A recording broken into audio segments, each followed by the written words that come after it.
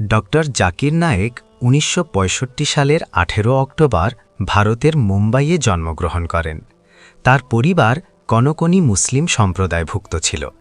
তার পিতা আব্দুল করিম নায়েক ছিলেন একজন ব্যবসায়ী ও ধর্মপ্রাণ ব্যক্তি, যিনি সন্তানদের ধর্মীয় ও সাধারণ শিক্ষার ওপর সমান গুরুত্ব দিতেন।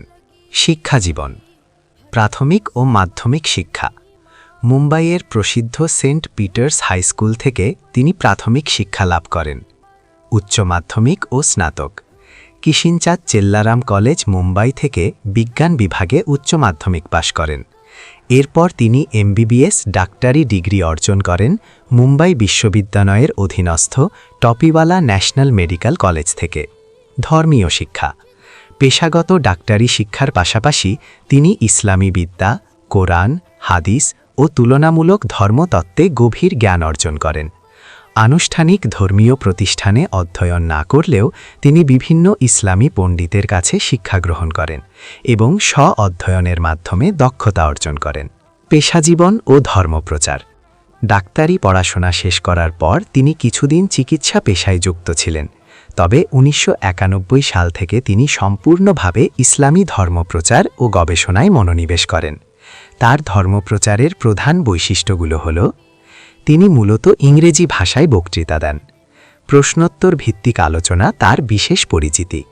তিনি স্যুট টাই পরিধান করেন, যা ঐতিহ্যবাহী আলখাল্লার পরিবর্তে আধুনিক দৃষ্টিভঙ্গি তুলে ধরে। তুলনামূলক ধর্মতত্ত্বে দক্ষতার জন্য তিনি সুপরিচিত। প্রতিষ্ঠান ও television channel: Islamic research foundation IRF। ১৯৯১ সালে তিনি এই সংস্থাটি প্রতিষ্ঠা করেন। এটি গবেষণা, ধর্মপ্রচার ও শিক্ষামূলক কার্যক্রম পরিচালনা করে।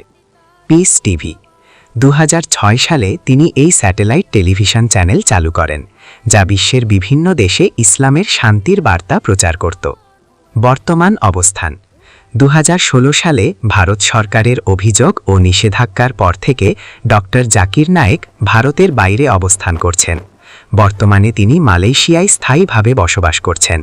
মালয়েশিয়া সরকার তাকে স্থায়ী বসবাসের অনুমতি, প্রবাসী ভিসা প্রদান করেছে। তিনি সেখান থেকে বিভিন্ন দেশে ভার্চুয়ালি বক্তৃতা দিয়ে থাকেন এবং ইসলামী গবেষণা কার্যক্রম পরিচালনা করছেন।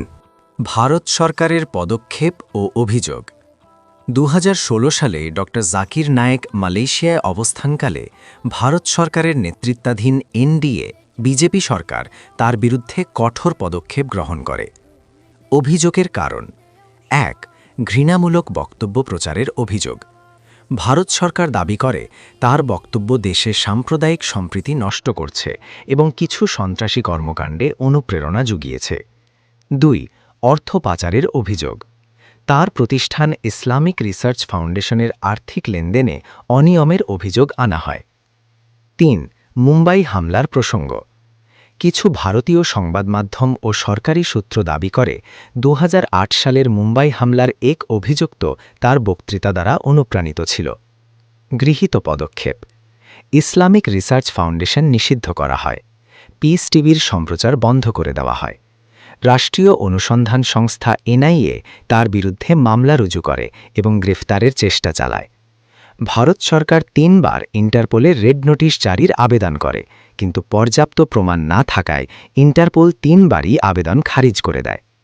মামলাসমূহ ও বাস্তবতা: ১. সন্ত্রাসবাদে উস্কানির অভিযোগ।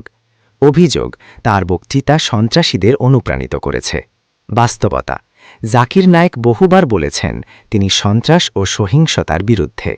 তার বিরুদ্ধে সরাসরি সন্ত্রাসী কর্মকাণ্ডে জড়িত থাকার কোনো প্রমাণ আদালতে উপস্থাপন করা যায়নি।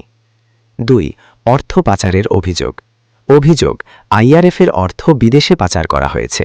বাস্তবতা: তদন্ত চলমান থাকলেও এখনও কোনো চূড়ান্ত আদালতের রায়ে তিনি দোষী সাব্যস্ত হননি। ৩. ভারতে ফিরে না আসার কারণ। জাকির নায়েক দাবি করেন ভারতে তার ন্যায্য বিচারের পরিবেশ নেই। তিনি রাজনৈতিক উদ্দেশ্যে তার বিরুদ্ধে মামলা করা হয়েছে বলে অভিযোগ করেন। ৪.